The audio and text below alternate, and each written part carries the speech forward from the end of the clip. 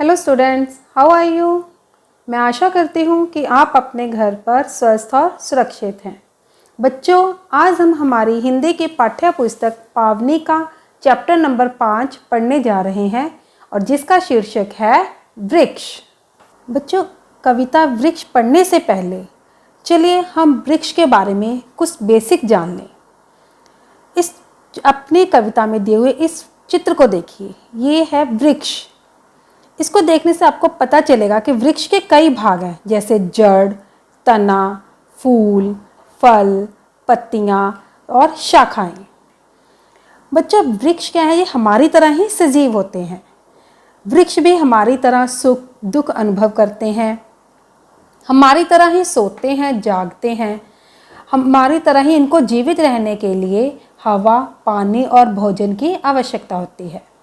इस कविता के माध्यम से हम पढ़ेंगे कि कैसे एक नन्हा सा बीज धीरे धीरे एक वृक्ष का रूप ले लेता है। बच्चों, वृक्ष है जो हमारी धरती की शोभा है।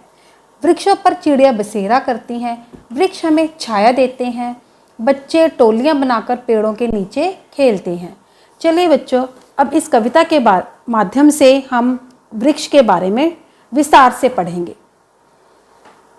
अंकुर मिट्टी में सोया था, सपने में खोया था, नन्हा बीज हवा ने लाकर एक जगह बोया था। तभी बीज ने ली अंगड़ाई, देह जरा सी पाई, आंख खोलकर बाहर आया, दुनिया पड़ी दिखाई। एक बीज जो कि एक हवा ने लाकर कहीं दबा दिया था, उसमें से एक छोटा सा अंकुर निकलता है। वो अंकुर मिट्टी में सोया था, सपने में खोया था। यानी कि बीज जो मिट्टी के अंदर अंधेरे में सोया हुआ था, यानी कि दबा हुआ था, वह मानो जाग गया है। जैसे तभी बीज ने ली अंगड़ाई, दे जरा सी पाई, आंख खोलकर बाहर आया, दुनिया पड़ी दिखाई। बीज जो मिट्टी में दबा हुआ था वह मानो जाग गया है और अंकुर के रूप में मिट्टी से बाहर आ गया है।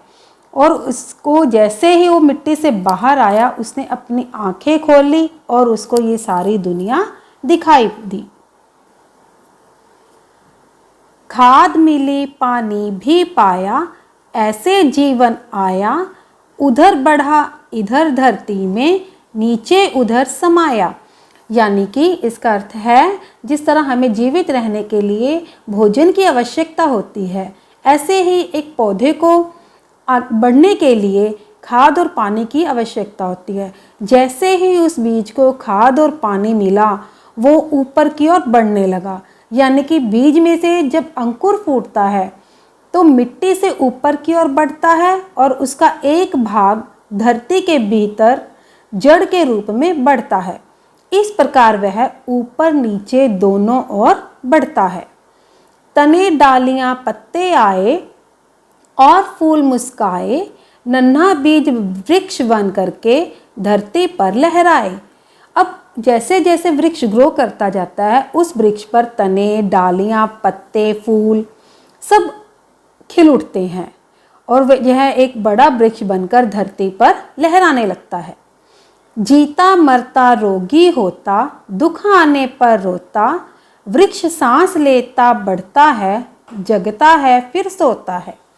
वृक्ष, जैसे कि मैंने पहले आपको बताया था, वृक्ष हैं जो हमारी तरह ही मरते हैं, रोगी होते हैं, इनको भी दुख होता है, दुख होने पर इनको भी रोना आता है, सांस लेते हैं, बढ़ते हैं, जागते हैं, सोते हैं। रोज शाम को चिड़िया आती, सारी रात बिताती, बड़े सवेरे जाग वृक्ष पर ची ची ची गाती। रोज शाम को जब मौसम सुहावना हो जाता है, चिड़ियाँ इस वृक्ष पर आकर बैठती हैं, इन पर अपना बसेरा बनाती हैं और ची ची करके गाती हैं। छाया आती बड़ी सुहाती, सब टोली जुट जाती, तरह तरह के खेल वृक्ष के नीचे बैठ रचाती। अब बच्चे क्या हैं, जब मौसम सुहावना होता है वो भी शाम को खेलने के लिए वृक्षों के नीचे जाकर अपने अपनी टोलियां बनाकर अलग अलग तरह के खेल खेलते हैं। बच्चों, इस कविता के माध्यम से हमने पढ़ा है कैसे एक नन्हा सा बीज बड़ा वृक्ष बनकर इस धरती पर लहराता है, किस तरह ये सूरज की गर्मी सहन करके हमें ठंडी छाया देता है। ये हमारे जीवन का आधार है। हमें इनके प्रति प्रेम रखना चाहिए और इनकी रक्षा करना हम सभी का परम कर्तव्य है। Thank you.